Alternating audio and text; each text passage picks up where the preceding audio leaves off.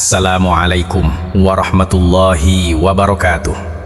Halo Sobat Kisah Horor Legends. Selamat datang di tempat di mana cerita-cerita tak terlihat menjadi nyata dalam suara. Di sini kamu akan mendengar kisah-kisah horor paling menyeramkan dari seluruh penjuru Indonesia. Cerita mistis, kisah nyata yang membekas di hati, legenda urban yang hidup di balik lorong-lorong waktu. Cerita-cerita yang kadang membuat bulu kuduk berdiri dan bertanya-tanya, apa yang sebenarnya terjadi di balik dunia yang kita kenal? Pegang erat selimutmu, matikan lampumu, dan jangan lupa baca doa, karena kisah kali ini mungkin saja membuatmu tak berani tidur sendiri malam ini.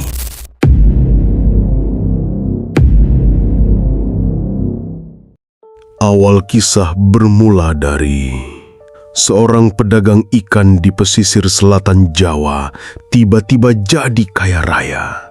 Tapi siapa sangka semua itu karena perjanjian gelap dengan dukun pesugihan Laut Selatan. Setiap uang yang ia terima, ada nyawa yang harus dibayar. Teror tak kasat mata mulai datang dari jeritan tengah malam hingga hilangnya satu persatu anggota keluarganya. Apakah ini kisah nyata pesugihan tumbal nyawa? Apa hubungan dukun Laut Selatan dengan Nyai Roro Kidul? Peringatan, tonton sampai habis karena cerita ini bikin merinding sampai gak bisa tidur.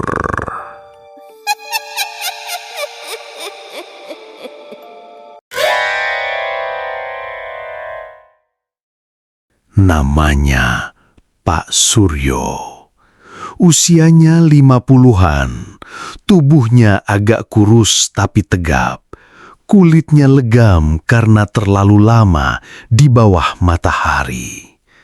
Sehari-harinya, ia adalah seorang pedagang ikan di pasar dekat pesisir Jawa.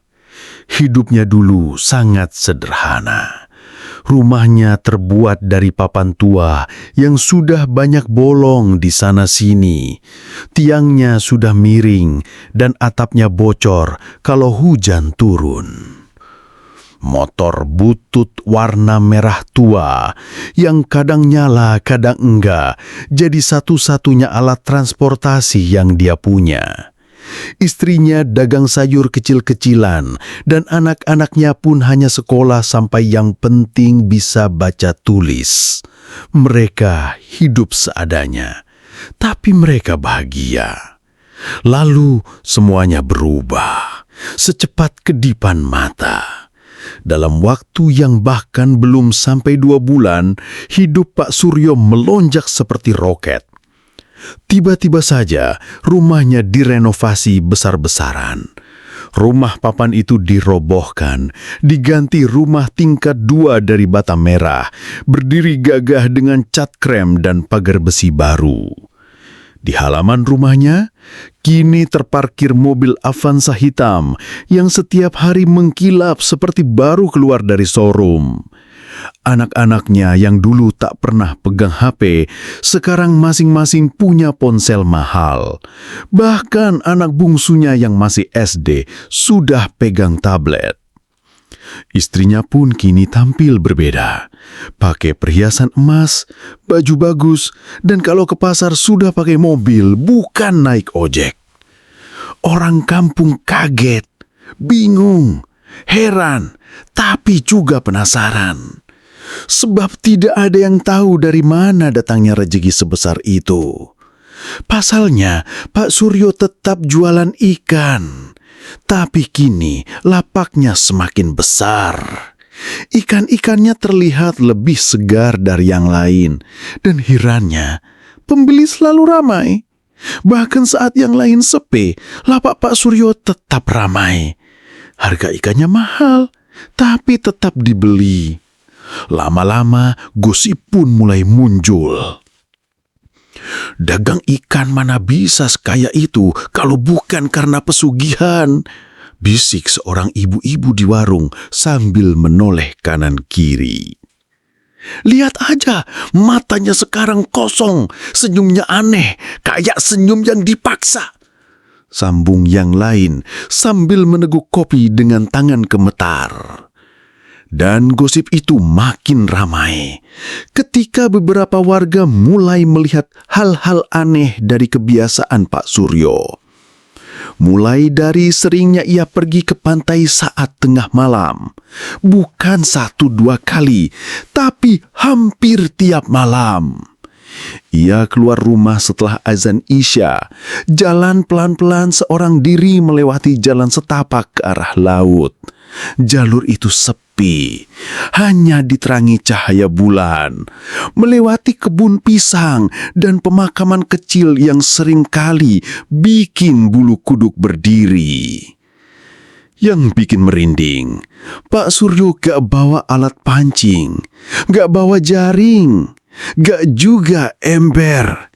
Ia cuma jalan, pelan-pelan, sampai ke ujung batu karang yang menjorok ke laut. Dan di sanalah dia duduk. Diam, lama, kadang bisa sampai subuh. Ada yang bilang dia duduk bersila, matanya terpejam. Ada yang bilang dia bicara sendiri. Tapi ada juga yang bilang mereka pernah melihat Pak Suryo tidak sendiri. Seseorang pernah melihat bayangan perempuan berdiri di belakang Pak Suryo. Sosoknya tinggi, rambutnya sangat panjang, mengenakan kain hijau yang melambai pelan ditiup angin laut. Wajahnya tak terlihat jelas, hanya siluet samar, tapi keberadaannya cukup untuk membuat darah siapapun yang melihat jadi beku. Warga yang melihat itu langsung lari. Dia demam 3 hari, dan sejak itu mulutnya dikunci rapat. Tapi bisik-bisik tentang sosok itu sudah terlanjur menyebar. Aku lihat sendiri waktu malam Jumat, dia ngomong sama sesuatu. Aku gak tahu apa, tapi bukan manusia. Bukan. Suara seorang bapak tua gemetar waktu cerita itu ke orang-orang. Di pasar pun mulai terasa aura ganjil. Lapak Pak Suryo selalu penuh, tapi kadang terdengar suara perempuan ketawa pelan, seperti tertiup angin. Ikan-ikan di lapaknya kadang mengeluarkan bau amis yang sangat menusuk. Tapi anehnya, pembeli tetap datang dan tetap membelinya dengan wajah seperti terhipnotis. Kadang matanya terlihat kosong, mulutnya komat kamit entah membaca apa. Salah satu pedagang pernah coba meletakkan garam di sekitar lapak Pak Suryo. Katanya biar aura buruk pergi. Tapi anehnya, keesokan harinya seluruh ikan di lapaknya mati mendadak. Perutnya menggelembung, matanya putih, dan mulutnya menganga. Tapi anehnya, lapak Pak Suryo justru makin ramai. Bahkan ada pembeli yang beli ikan-ikan itu dalam jumlah besar dan membayarnya 2 kali lipat. Pada malam-malam tertentu, angin dari arah laut berubah jadi dingin menggigit. Kabut tebal turun meski tak ada hujan. Dari kejauhan terdengar suara gamelan pelan-pelan. Suara itu datang dari arah laut, tapi tidak ada pertunjukan, tidak ada acara, hanya suara. Dan pada malam-malam seperti itulah Pak Suryo sering tak terlihat. Rumahnya gelap, tapi kadang terlihat cahaya kecil dari dalam, seperti api lilin. Tetangga bilang mereka pernah mencium bau melati sangat kuat dari arah rumah Pak Suryo. Padahal tidak ada pohon melati di sekitarnya.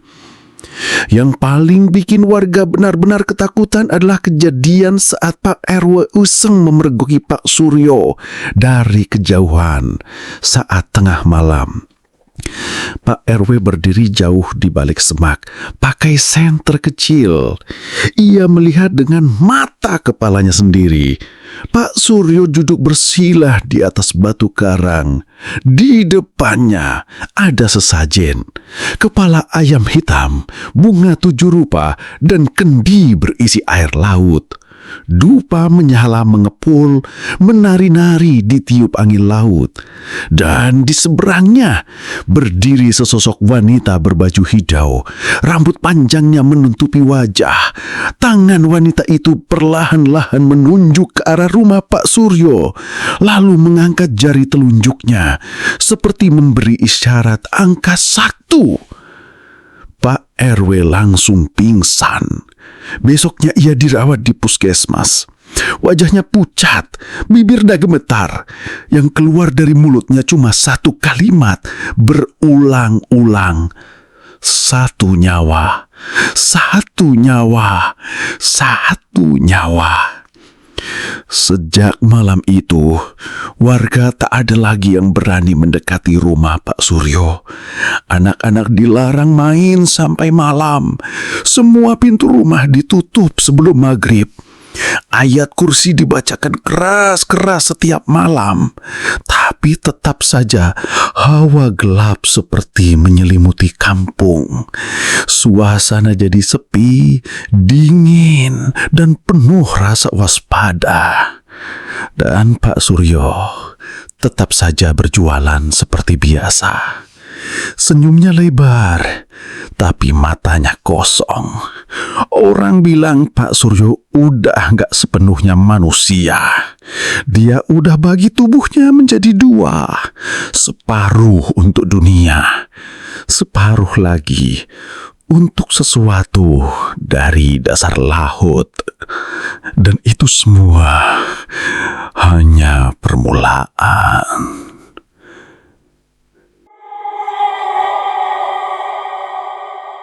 2 minggu setelah kejadian malam Jumat itu, kampung jadi makin aneh. Udara terasa lebih dingin dari biasanya, walau matahari tetap bersinar terik di siang hari. Malam-malam jadi sepi seperti kuburan, bahkan jangkrik pun seperti enggan bersuara. Pak Suryo makin jarang terlihat. Tapi kalau muncul, ada satu hal yang bikin warga gemetar. Bau amis. Bukan bau amis ikan, tapi amis darah. Lembut, samar, tapi menusuk ke hidung. Kadang muncul tanpa sebab, kadang bersamaan dengan lewatnya Pak Suryo, atau muncul dari bawah pintu rumahnya saat angin berembus malam hari. Suatu malam, seorang pemuda bernama Tony, anak muda yang suka main gitar di pos ronda, memberanikan diri buat mengintip rumah Pak Suryo.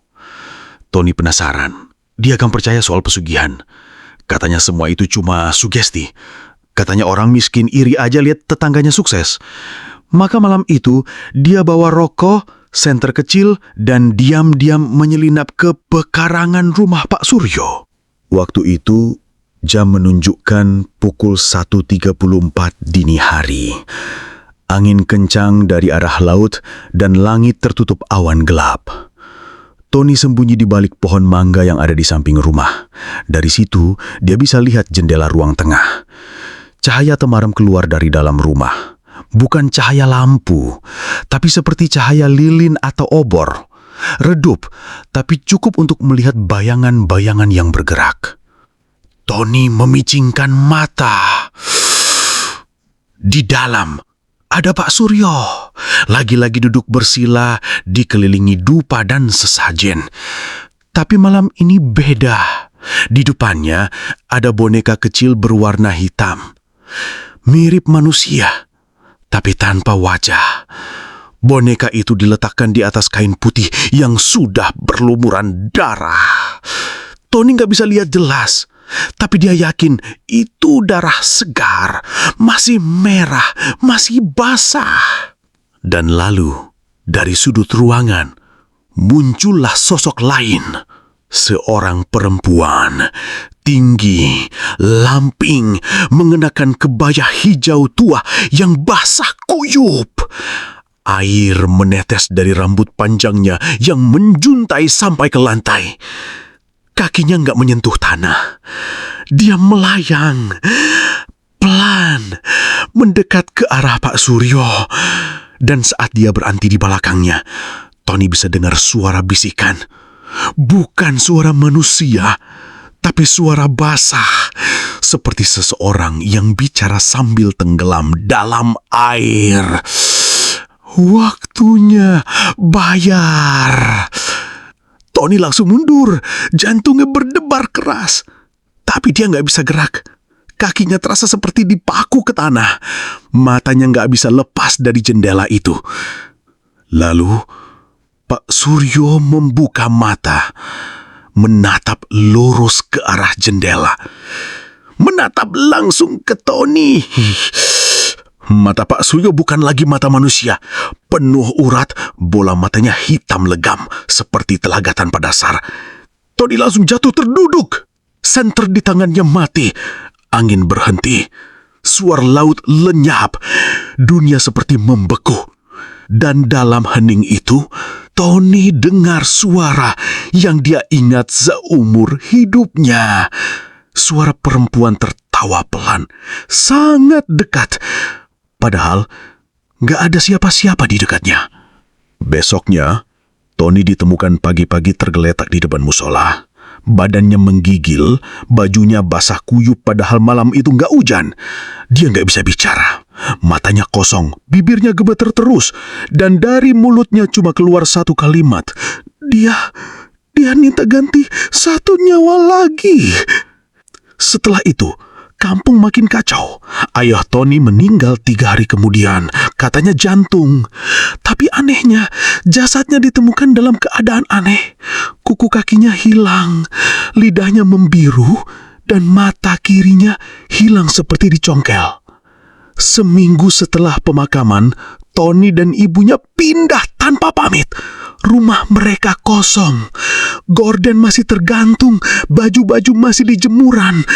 Tapi mereka hilang. Sampai sekarang gak ada yang tahu kemana.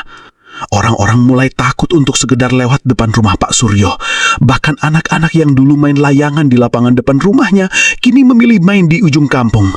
Beberapa warga mengaku sering dengar suara tangisan perempuan dari arah dapur rumah Pak Suryo, walau rumah itu gelap dan sunyi. Yang paling mengerikan terjadi pada malam bulan purnama. Malam itu, ada seorang petugas PLN yang datang ke kampung karena laporan meteran listrik Pak Suryo rusak. Namanya Mas Heri. Dia nggak tahu apa-apa. Waktu dia datang ke rumah itu, sekitar jam 7 malam, warga udah pada nutup pintu. Tapi dia tetap ketuk pagar. Pagar terbuka sendiri. Pat, permisi, saya dari PLN, cuma mau cek meterannya aja ya. Nggak ada jawaban. Tapi lampu rumahnya menyala. Harry pikir mungkin orangnya di belakang. Dia masuk. Rumah itu terlalu dingin. Dindingnya lembab. Lantainya basah, seperti baru saja disiram air laut. Aroma amis menguar. Bukan amis ikan, tapi amis daging busuk. Harry jalan pelan ke arah ruang tengah. Dan di sana, dia melihat sesuatu yang tidak akan bisa dia lupakan seumur hidupnya. Pak Suryo berdiri di tengah ruangan. Tubuhnya kaku, matanya kosong, dan di depannya ada 3 baskom besar. Semuanya penuh darah. Di sisi baskom ada sesuatu mengapung. Tangan manusia. Harry menjerit, tapi jeritannya lenyap. Gak ada yang dengar. Dia lari keluar rumah, jatuh bangun sampai keluar kampung. Napasnya habis, badannya gemetar. Sampai dia berhasil keluar kampung, dia langsung telepon kantor dan minta berhenti. Dia trauma, gak pernah kerja lagi. Kabar itu sebar cepat. Warga panik. Mereka akhirnya mengadu ke kiai tua dari kampung sebelah. Kiai itu datang malam-malam bawa air doa dan kitab. Tapi saat sampai di depan rumah Pak Suryo, dia cuma diam. Lama, lalu berkata pelan, "Rumah ini bukan milik manusia lagi. Laut sudah menanamkan kukuna di sini." Sejak itu, kampung itu sunyi, sepi. Tak Suryo tetap tinggal di sana, sendiri. Tapi tiap malam selalu ada suara aneh dari arah rumahnya. Kadang suara bayi menangis, kadang suara teriakan minta tolong, kadang cuma ketukan 3 kali di pintu rumah-rumah warga. Tapi saat dibuka, nggak ada siapa-siapa. Dan semua tahu, dari semua yang sudah dibayar oleh Pak Suryo, belum semua lumas.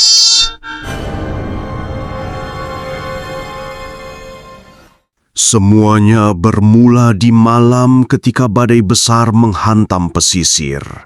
Pak Suryo saat itu baru saja pulang dari pasar.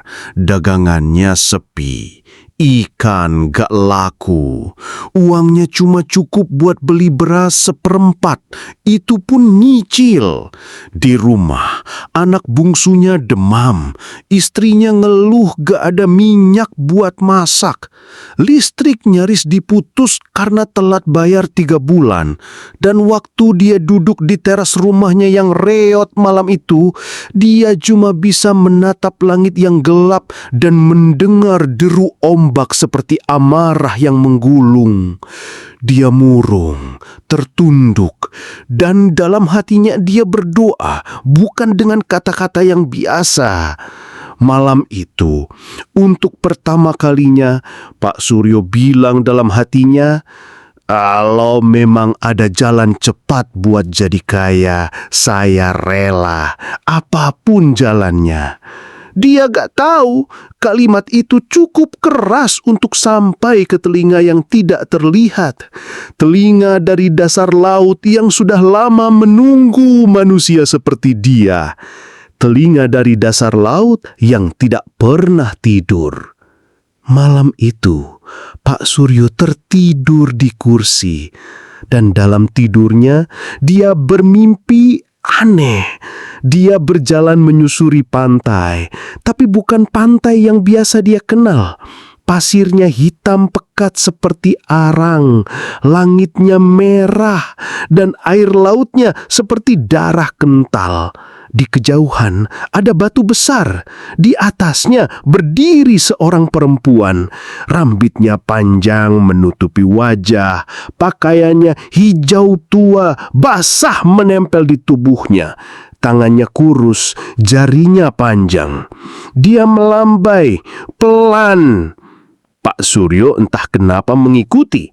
Semakin dekat, angin semakin kencang. Suara gamelan berdentang, tapi nada-nadanya sumbang membuat bulu kuduk berdiri. Bau amis menusuk hidungnya, dan saat dia sampai di hadapan perempuan itu, dia mendengar suaranya langsung di dalam kepalanya, seperti suara dari dasar sumur, berat, bergema. "Kamu datang untuk meminta." Pak Suryo cuma mengangguk. "Kamu tahu harganya." Dia diam. Uang bukan dari udara, kaya bukan dari doa. Semua ada tumbalnya, dan setiap tumbal harus hidup. Darah, nafas, jiwa. Perempuan itu mengelurkan tangan, jari-jarinya dingin seperti es. Lalu sebuah benda muncul di antara mereka.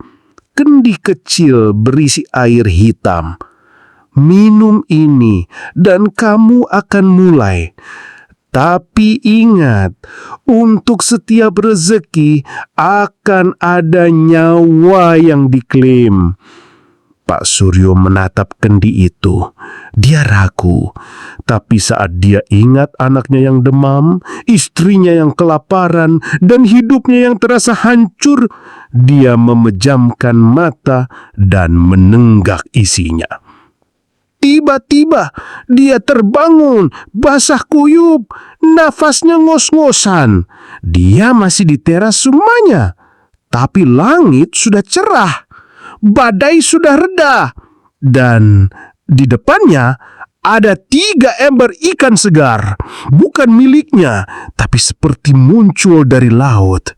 Di samping ember itu ada uang 5 lembar 100 ribuan, basah, berbau amis. Dan sejak hari itu, semuanya mulai berubah. Dagangan Pak Suryo gak pernah sepi, uangnya datang deras. Setiap pagi dia temukan sesuatu di depan rumahnya, ikan, udang, bahkan perhiasan emas kecil. Semuanya seolah hadiah. Tapi setiap kali dia menerima, selalu ada mimpi. Dan dalam mimpi itu, perempuan berbaju hijau datang lagi dan selalu berkata satu kalimat yang sama. Bayar dengan nyawa, 1 jiwa untuk setiap keberuntunganmu. Awalnya Pak Suryo mengira itu hanya mimpi, tapi ketika dia mulai menghitung, anak tetangga yang sering bantu angkat ember di lapaknya meninggal tenggelam malam setelah Pak Suryo dapat untung besar. Seorang pembeli ikan yang selalu belanja di lapaknya ditemukan mati lemas di kamar mandi. Seorang sopir yang mengantar dagangannya ke kota meninggal karena kecelakaan. Kepalanya hilang. Setiap kali uang datang, ada nyawa yang melayang. Awalnya Pak Suryo takut, tapi makin lama dia terbiasa, bahkan mulai paham pola mainnya. Dia tahu kapan harus memberi sesajen, kapan harus bicara dengan laut, kapan harus pergi ke batu karang itu dan menunduk diam sampai suara dari balik ombak membisikkan nama baru. Nyawa berikutnya, Tony. Setelah itu, ayahnya. Berikutnya, siapapun yang melihat terlalu dekat. Dan begitulah. Sejak malam badai itu, Pak Surya tidak lagi menjadi manusia biasa. Dia telah membeli kehidupannya dengan kontrak yang tidak bisa dibatalkan. Pesugihan Laut Selatan bukan cuma tentang uang, tapi tentang siapa yang rela berdiri di antara hidup dan mati dengan 1 kaki di dunia dan 1 lagi di dasar lautan. Dan kini waktunya hampir habis, karena setiap dukun pesugihan tahu kalau tumbal tidak diberikan sesuai janji, maka yang akan diklaim adalah keluarga sendiri. Malam itu, Pak Suryo duduk sendirian di ruang tengah. Rumahnya remang. Lilin kecil menyala di pojok ruangan, tepat di bawah lukisan lama yang entah kenapa mulai basah dan mengelupas. Jam dinding menunjukkan pukul 2:12 dini hari, tapi mata Pak Suryo sama sekali belum mengantuk. Matanya justru menatap kosong ke 1 titik di lantai. Ada suara bergetar di dalam kepalanya. Suara yang sudah beberapa minggu ini terus datang. Tiap malam, suara dari laut. Dan malam ini, suara itu datang lebih dekat. Lebih jelas, bukan lagi dari dalam kepala. Tapi seperti berdiri di balik dinding rumahnya. Kadang di dapur, kadang dari kamar mandi, kadang dari bawah kasur. Pak Suryo tahu waktunya mepet, tapi dia bingung. Tumbal terakhir yang dia serahkan sudah lewat 3 hari lalu. seorang gelandangan yang dia bawa ke tepi pantai dan dorong ke laut saat malam purnama. Tapi ternyata makhluk laut itu nggak puas. Mereka harus dikenal, harus ada ikatan, supaya lebih terasa manisnya. Dan malam ini sesuatu terjadi. Anak perempuan Pak Suryo, si Sari, tiba-tiba menjerit dari kamar. Pak Suryo lari terbirit-birit ke kamar anaknya. Saat pintu didobrak, dia melihat Sari duduk di sudut ranjang. Tubuhnya gemetar, matanya melotot, dan dia menunjuk ke jendela. "Pak, ada perempuan berdiri di luar. Bajunya basah, rambutnya panjang, mukanya nggak ada." Pak Suryo langsung lari ke jendela. Kosong, halaman sepi, tapi hawa dingin menyelusup ke tulang. Bau asin dari laut masuk ke kamar. Dan di dinding ada bekas tangan, seperti tangan basah menempel di tembok. Panjang dan banyak, seolah bukan satu tangan, tapi 5, 6, lebih. Sari masih gemetar, mulutnya mulai komat kamit, ngomong sendiri. Tangannya mencakar lengan seperti mau ngelupas kulitnya sendiri. Istrinya nangis. Pak Suryo cuma bisa peluk anaknya sambil berbisik lirih. Jangan dia. Ambil siapa aja tapi jangan anakku." Tapi suara dari balik jendela menyusul, berbisik seperti hembusan angin laut. "Darahmu, darahnya, itu bagian dari perjanjian." Hari-hari setelah itu makin gelap. Sari mulai berubah. Tiap malam jam 2, dia bangun, berdiri di pojokan kamar. Gak ngomong, gak bergerak, matanya kosong. Kadang tersenyum sendiri sambil nyanyiin lagu Jawa kuno yang gak pernah diajarkan siapapun. "Sliramu, Jatirogo, Derek Sagoro." Dan tiap pagi di telapak kakinya ada bekas lumpur, bekas pasir basah, seperti habis jalan-jalan ke pantai. Puncaknya terjadi seminggu kemudian. Pak Suryo pulang larut malam dari pasar. Langit mendung berat, angin laut bertiup sampai ke kota. Saat dia masuk rumah, dia langsung merasa ada yang gak beres. Rumahnya dingin, jauh lebih dingin dari biasanya. Lilin-lilin padam semua. Dan dari dalam kamar Sari ada suara nyanyian, pelan, sayup, tapi bukan suara Sari. Itu suara perempuan, berat, dalam, seperti berasal dari perut bumi. Pak Suryo lari ke kamar, dan dia membeku. Sari duduk di atas tempat tidur. Tapi dia nggak sendirian. Di belakangnya berdiri sosok tinggi, kurus, rambutnya panjang basah menutupi wajah.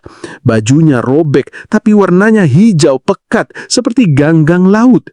Kakinya menggantung, dan di kedua tangannya dia memeluk kepala Sari dari belakang, seperti ibu memeluk anaknya. "Waktumu habis," suara itu berkata.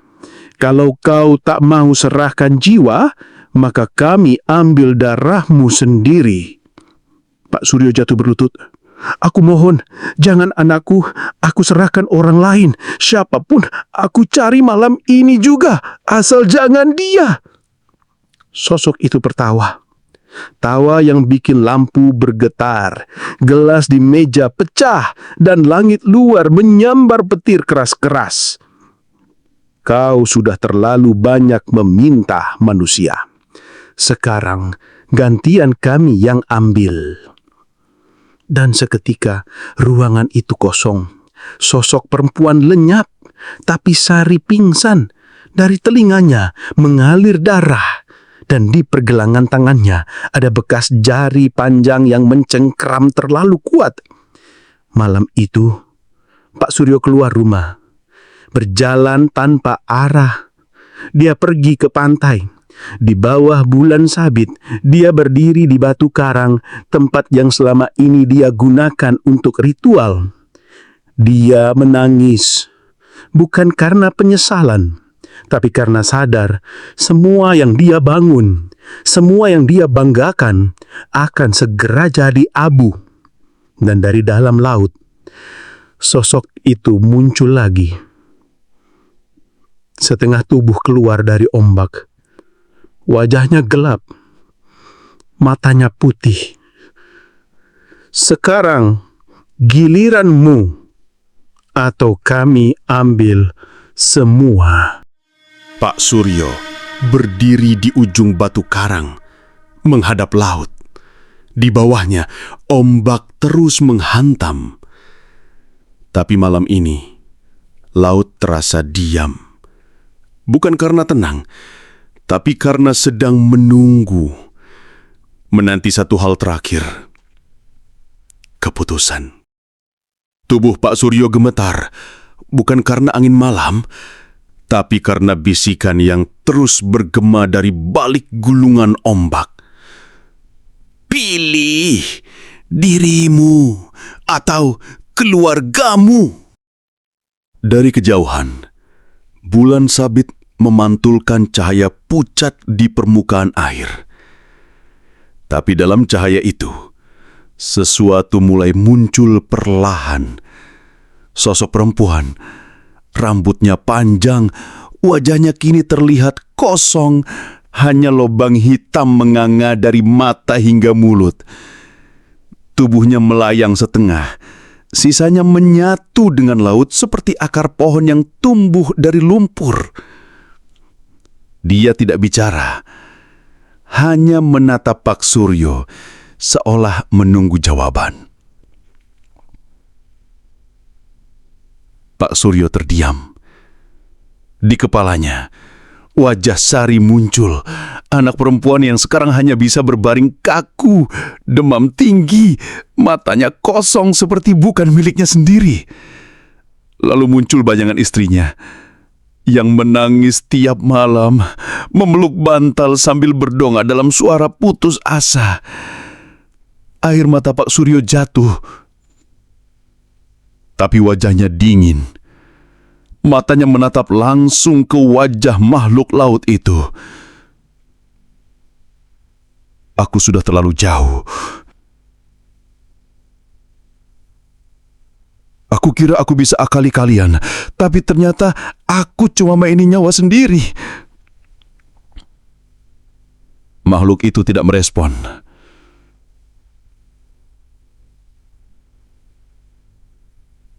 Pak Suryo membuka jaketnya, melepas jam tangan, menyingsingkan lengan baju.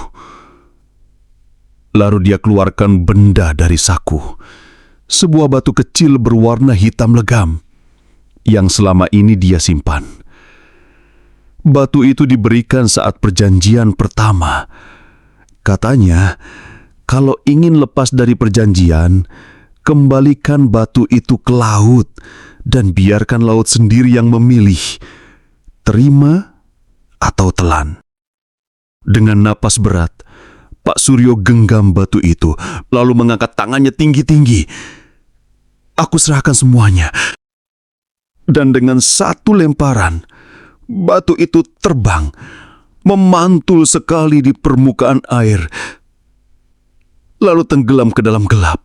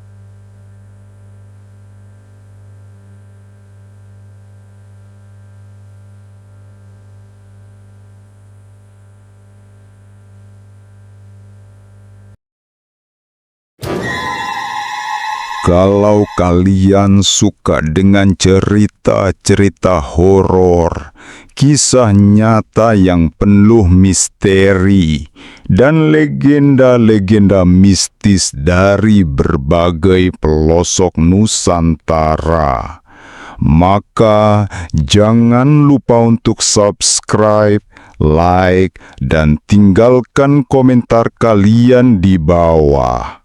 Karena di sini setiap minggu akan selalu ada kisah menyeramkan yang bisa bikin kalian merinding sendirian di malam hari.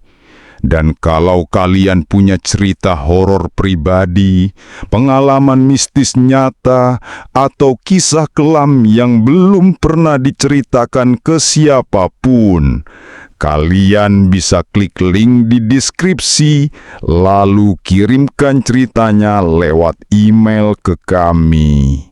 Siapa tahu cerita kalian jadi kisah berikutnya di channel Kisah Horor Legends. Terima kasih sudah menonton. Sampai jumpa di cerita horor selanjutnya. Waalaikumsalam warahmatullahi wabarakatuh.